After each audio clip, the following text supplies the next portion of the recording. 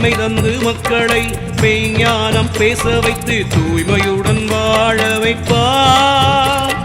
மலை தாண்டி அருள் வேண்டி வருவோர்க்கெல்லாம் குலதெய்வம் தான் இருக்க பயமேன் என்றார். முருகா முருகா திருவர் தருவாய் முருகா, அறிவோம் உன்னை என்றும் வருவோம் முருகா. அப்பனுக்கு பாடம் சொன்ன ஆறு